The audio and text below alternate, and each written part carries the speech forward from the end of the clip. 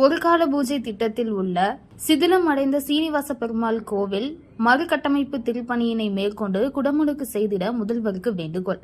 ஒரு கால பூஜை திட்டத்தில் உள்ள சிதிலம் அடைந்த சீனிவாச பெருமாள் கோவில் மறுகட்டமைப்பு திருப்பணியை மேற்கொண்டு குடமுழுக்கு செய்திட வேண்டும் என அமிர்தம் சமூக சேவை அறக்கட்டளை வழக்கறிஞர் சித்ரா தமிழக முதல்வருக்கு வேண்டுகோள் விடுத்துள்ளார். இதுகுறித்து வழக்கறிஞர் சித்ரா விஜயகுமார் பேசுகையில் கூறியதாவது: திருச்சிராப்பள்ளி மாவட்டம் திருவரங்கம் வட்டம் கே. சோழங்கநல்லூர் ஊரில் விஜயநகர மன்னர் காலத்தில் கட்டப்பட்ட ஒரு கால பூஜை திட்டத்தில் வைணவ சமய பிரிவை சார்ந்த அருள்மிகு சீனிவாச பெருமாள் திருக்கோவில் கிழக்கு திசை நோக்கி அமைந்துள்ளது.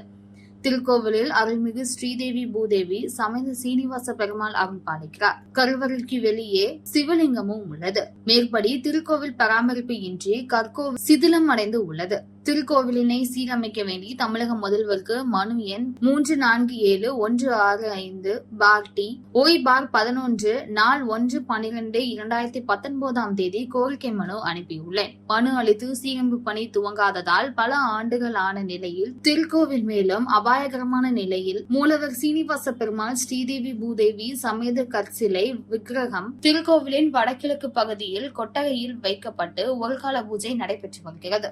திருக்கோவிலை 10/3/2020 அன்று செயல் அலுவலர் கள ஆய்வு மேற்கொண்டார். இத்திருக்கோவில் கருவறை முகமண்டபம் உள்ள பகுதியில் அரசமரம் வளர்ந்து கற்சுவர்களில் விரிசல் விழுந்துள்ளது. சுவர்களில் உள்ள கற்களும் விழுந்து உள்ளன. மகா மண்டபம் முன் மண்டபம் வடக்கு பக்கம் முற்றிலும் விழுந்து விட்டன. சிதிலம் அடைந்த திருக்கோவில் தென்கிழக்கு திசையில் கே. சோழங்கநல்லூர் ஊராட்சி ஒன்றிய தொடக்கப்பள்ளி உள்ளது. பள்ளி மாணவ மாணவிகள் பொதுமக்கள் கோவில் படியில் அமர்ந்து வந்தும் செல்கின்றனர். அது மட்டுமின்றி பொதுமக்கள் கோவில் பின்புறம் மலஜலம் கழித்து வருகிறார்கள். சிதிலமடைந்த திருக்கோவில் பலத்த சேதமடைந்து மிக ஆபத்தான நிலையில் இருக்கையில் மனித உயிருக்கும் உடைமைக்கும் அசம்பாவிதம் எதுவும் நடைபெறா வண்ணம் கோவில் அருகே பள்ளி மாணவர்கள் செல்வதை தடுக்க பள்ளி கல்வித்துறை நடவடிக்கை எடுக்க வேண்டும். பொதுமக்கள் செல்வதையும் முற்றிலுமாக தவிர்க்க வேண்டும்.